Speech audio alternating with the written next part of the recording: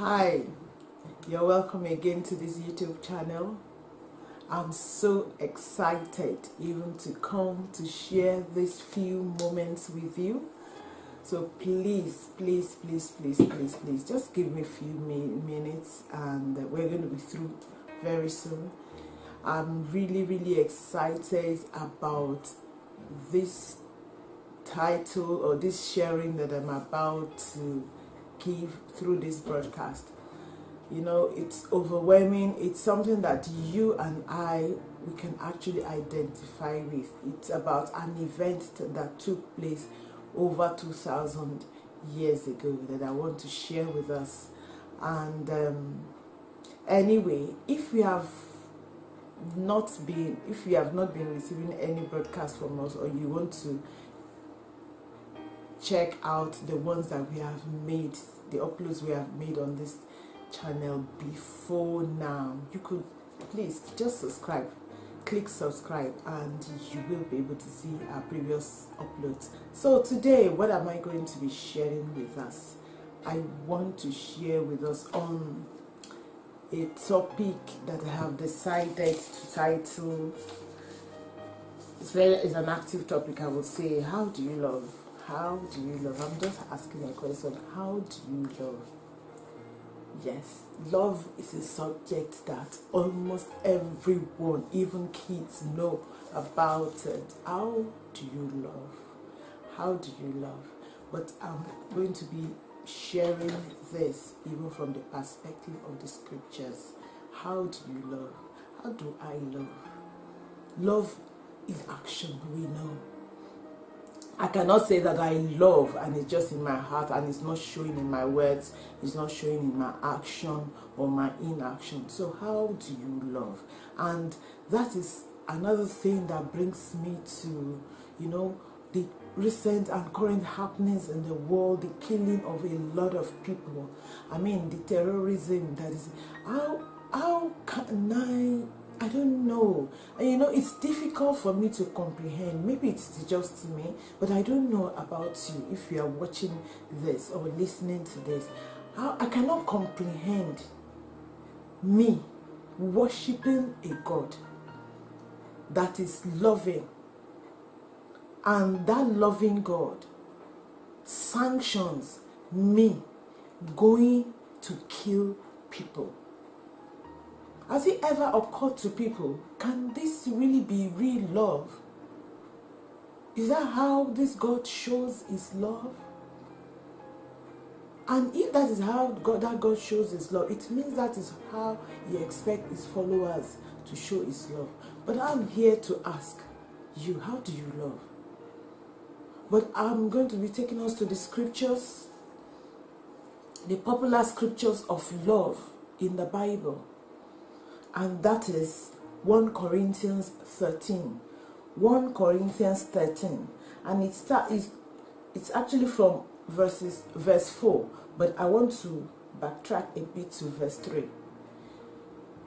Because here it's saying that if I give all I possess to the poor and give over my body to hardship, that I may boast, but do not have love, said I gain nothing. That is the scripture. He said, I can be philanthropic in nature, and I could be very sacrificial in so many curses that I believe in, maybe good curses here, and I do not have love. He said, I gain nothing. And the following scriptures is now talking about, love is an active word. So I do not know when you see, for those that are married, how can my husband, or can I say I love him or he loves me, and he's not showing his actions, and you tell me, oh yes, I love you, it's in my heart? Of course not. There is there's the greatest love that was shown even to the world, which took place over 2,000 years ago.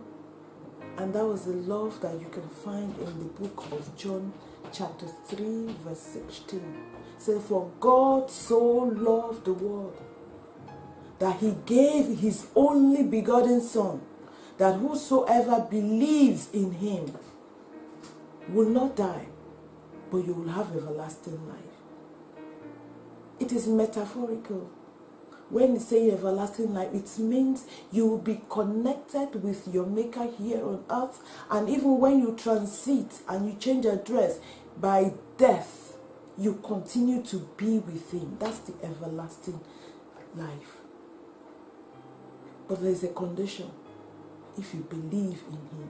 But he gave, my point here is that his act of love was shown in giving his only begotten Son. Was it painful? Of course it will be. Was it easy even for Jesus Christ himself to lay down his life? Of course it was not. How would I know that it was? When he was in the garden, when it was close to the time that he was going to be betrayed, the Bible recorded that he was weary, that he got to a point. He knew his purpose here on earth was to come and die for your sin and my sin. But at a moment, he said, God, how I wish this cup can pass away. That is how I wish this would not happen. Because it was not easy. But yet, love compelled him. Ladies and gentlemen, how does the love of God compel you to give? How does the love of God compel you to share? Because he shared his heritage, and that's when those of us that would have given our lives to Christ, that's when we became joint heirs with him. How does the love of God make you share? Make you share the good news? How does it make you share? Make you share the goodness of God? How many people are around you that have not come to the knowledge of Jesus Christ, and yet we close our mouths, we do not share the goodness. We do not share the gospel with them. How much of love do we have, and how do you love? 1 Corinthians 13:4 says, love is patient. That tells you it's action. It's patient. Love is kind. It is not envy. It does not boast. It is not proud. It does not dishonor others. Can we hear this? Can we read this in the Bible? When our acts dishonors others, bring other people down, is to kill people, that is not love. There's only one that has been recognized in the Bible, that his ministry, according to the book of John 10:10, says he is here to do what? To steal, to kill, and to destroy. If you find your actions in line with those three ministry, those three active words, stealing, killing, and destroying the joy of people around you, throwing sorrows into the families of people around you, then that is not love. That is not from God. That is from the devil. And that still brings me to the current happenings in the world now. People that are killing people in the name of their God, innocent people in particular, people that are not warring against you, people that are just living their lives normally. Would you call that an act of love? Would you? Is that the act of the genuine love? And if that's the act of love, isn't that God questionable? The God that encourages you to go and blast people. The God that encourages you to go and behead people. That is not love. And we are calling you. We are saying, the one that is the creator of the heaven and the earth is calling you now and is appealing to you. He said, come to me. If you really want to know this God, go to him. Go in your closet and say, God, show me who you are. Peradventure, you've come across this broadcast and you're still unsure because you cannot be indifferent. You cannot sit on the fence in this time around, this season that we are in. It's either you are in or you're out. It's either you are in or you are out. You cannot sit on the fence. You cannot. Because you need to stand for something. And that's why my heart bleeds for this country. This country has invested so much in the world in place of gospel. And yet what is happening? I'm talking about United Kingdom.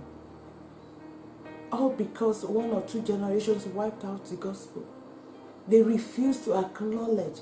Just as the Bible even records even about the children of Israel then. When you refuse to acknowledge God, it gives you over to reprobate mind. And the things that are not convenient, they are the things that become normal.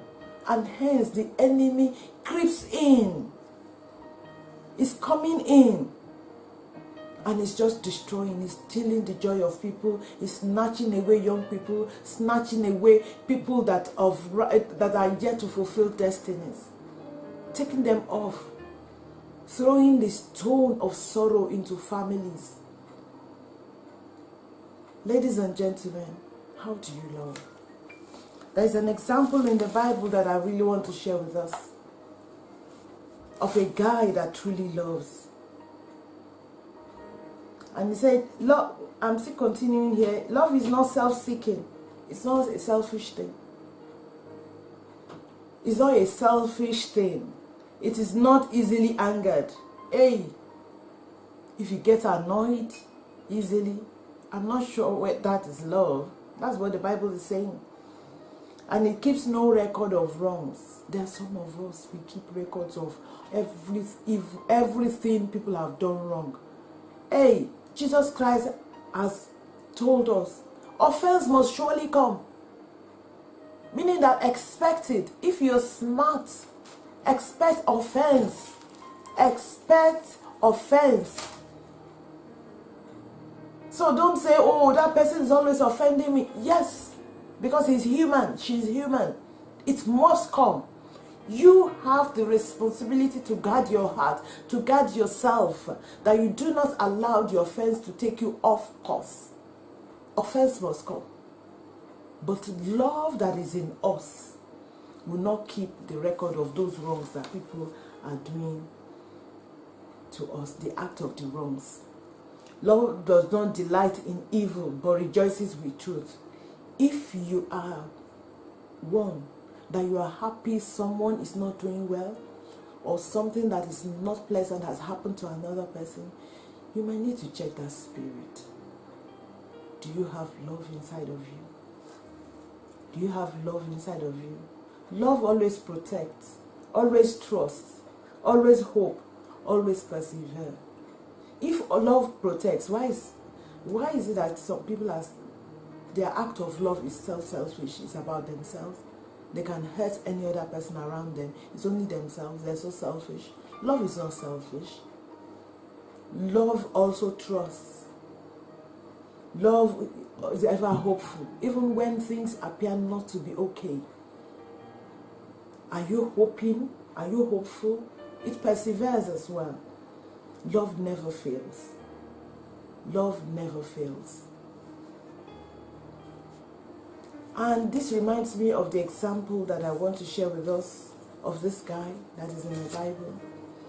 This guy that was a foreigner in one country, and he was serving dutifully in his master's house. He was an immigrant, he was a foreigner, it was more like he was a slave. Anyway, he was bought. And there was this lady in the house, the wife of the master in the house, because this guy was obviously very handsome. The woman had her eyes on him, wanted to sleep with him, wanted to have a go at this man. And she had tried everything. And this guy was actually favored by his master. because of his attitude, because of his work ethics, and more importantly, and I think it's because of the fear of God. Because if he had to take an account of how he got into that house, he could be bitter. He could choose to be bitter, but he chose not to be bitter. He chose to do whatever he needed to do as service to God. Hence, his master loved him so much that he had entrusted everything in his house unto him, except his wife. I'm sure those of us that are familiar with Bible stories will know who I am talking about here. It's the man called Joseph. And Joseph, when it came to the scene that the wife of his master, Potiphar's wife, now was wanted to, I would say, nearly rape him, sort of something like that, when you want to force somebody to actually have a go at you. And he's a man. I'm sure if the picture can be played out in front of us, it is not that Joseph would not be able to overpower that woman when it comes to physical strength. But what did he do when the woman was pulling him? He left his cloth and he ran away. His cloth got torn and he ran away. He did not say, I was going to, because some of us, we rely so much on our strength. We think we are Mr. Smart or Miss Smart, Mr. Strength, we Mr. Intelligence. You can see sin. You are confronted with something that might lead to sin, and you want to show you are powerful. You want to show you have strong will. It is foolishness, obviously. Because that is how a lot of us, a lot of people have fallen into the trap of sin. And Joseph, when he ran away, from the account of the Bible, what did he say? He said, how can I do this evil? He was not saying Potiphar. He was not saying the wife. He was not even seeing himself. Because if he was a selfish person, the woman was, there was mouth-watering offer on the plate for him. Because if he had continued to lie, have an affair with the wife of his master, of course there would have been so many things that, in addition to the favor he already had with Potiphar. But he did not fall into the trap that some of us could have because of greed. And what was the reason? Because that is the point I'm going to. What was the main reason that he fled? At least the way it is accounted for in the Bible. The main reason was, how can I do this evil against God? He didn't say, how can I do this evil against my master? How can I do this evil against God? Can I ask us, you and I, when we are faced with situation that could be beneficial to us, but we know ultimately to the one that sent his only begotten Son to us to die for you and I, it will be called sin. It can cause a blockage between us and him. How do we respond to such situations? Some of us are in relationships that you know, of course, does not have God's approval. Joseph sought God's approval, and that is the act of love. How are you loving? How do you love him? When you are faced with temptation, does the love of God compel you to resist? Does the love of God compel you to recall his words that says, flee from every appearance of evil? Because he is saying that and to protect us. How do you love him? When you hear me talk about Jesus, He's the owner of my life. When you hear me talk about Jesus, He's the owner of my life. He's the owner. He's the owner. He's the owner of my life.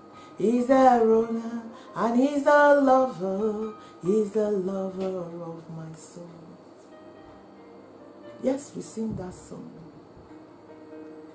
If He's truly the owner and the lover of my soul, on your soul too, how do you love Him? How do you show that you love Him? And that's the question I want us to ponder. David is a man that is regarded as a man after God's heart. Was he blameless? No. Did he commit so many sins? Yes. Did it even to the act of murder? Yes. Adultery? Yes. Yet, he's called a man after God's heart. I don't know how many times that you could have fallen for that same thing or several other things that has made you to appear as if you've disappointed God. It's calling you to embrace His love. Because if you embrace His love like David embraced His love, you keep going back to Him, but with the heart to please Him. So, how do you love God? Do you love God to please Him? Do you please Him with your body? Do you please Him with your thoughts? Do you please Him with your actions? Do you please Him with your worship? Do you please Him with your service? Service to God? Service to mankind? Do you please Him? If you truly love Him and you are embracing His love, the fruit of the flesh that He does not expect us to exhibit, do we run to Him to say, equip me with this fruit of the Spirit so that I can deal with flesh in me? Because we all have flesh still rearing his head in us. How well do we really seek after Him? David wrote a song. He said, as the deer panted afterward, so my soul longs after you. That was a love song to God. You are you're my heart desire, and my love to worship you. I want to leave you with this thoughts. Love is active. Go and take an assessment of how you see God in your life. How you love God in your life. How you reciprocate His love for you. Don't forget, even that love is an investment in us. He expects returns. Love is give and take. He's given His Son as an act of love. What are you giving? What are you giving? Are you one of those that would allow His blessings, which is an evidence of His love for you, to override your love for Him? Because there are some of us, He needs us in the place of service. He needs the resources He has placed in our hands. How do we show love? By giving to Him. Giving to Him our time. Giving to Him our resources.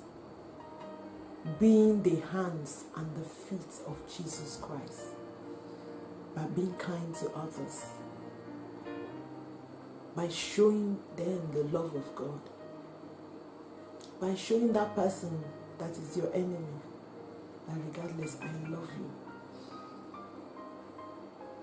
However, all these that we have shared, You may be asking, is it easy? No. Am I even operating in it? Absolutely not. I can't say I'm doing all this.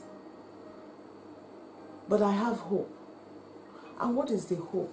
The hope is what I want to share with you. The hope is the connection with God. For as long as we remain connected with Him, in 1 John is the one that is called love. God is love. For as long as I remain in that connection with Him, He's the one that can supply the grace to love. Because it's not easy to love, especially the God kind of love. It is not easy.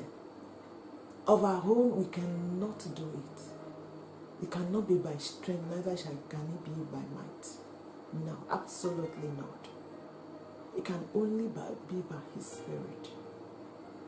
And if we are not connected to Him, we cannot have His Spirit.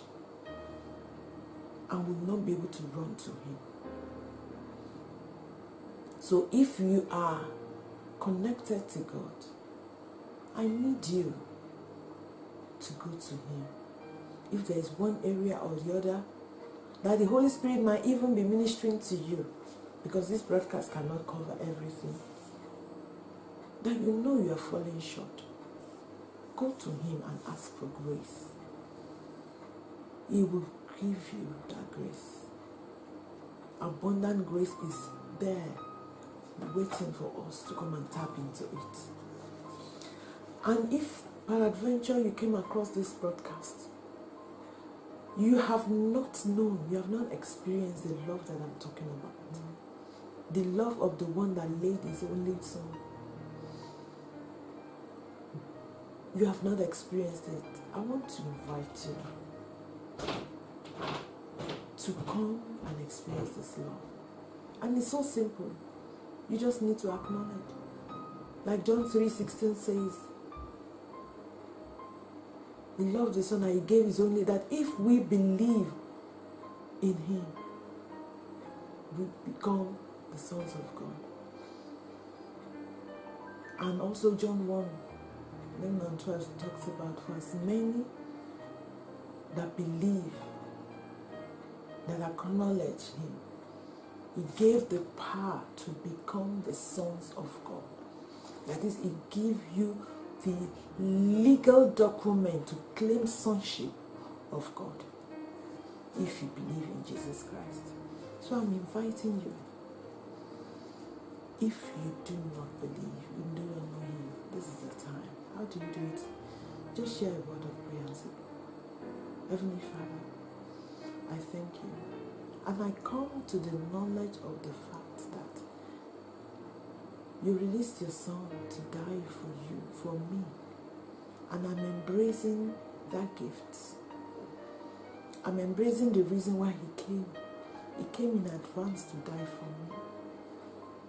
And I'm saying, and I'm acknowledging that I'm a sinner. And I need you in my life. Come and be my Lord. Come and be my Savior. I need you to take the authorship, the driver's seat of my life. Come and help me.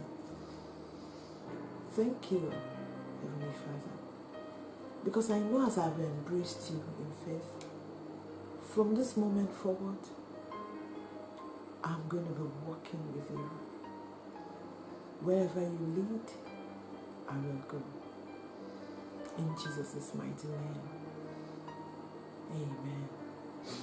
If you have prayed that prayer, trust me, He's saying you have come home. And the angels are rejoicing. Wow. It's been a fun time. It's been an exciting time. It's been a refreshing time to share the word. I hope this session has blessed you. If you want to receive similar broadcasts, please subscribe to this channel. And can I use this as an opportunity to tell someone that go and share the love of Christ. He loves you and He wants us to share. He does not want the world to perish. The world is fast perishing. God bless you as you do so. in Jesus' mighty name. I'll come your way next time, and before then, my name is still Atinuke Olanrewaju. I remain yours in Him. God bless you. Keep on basking in God's glory. Bye.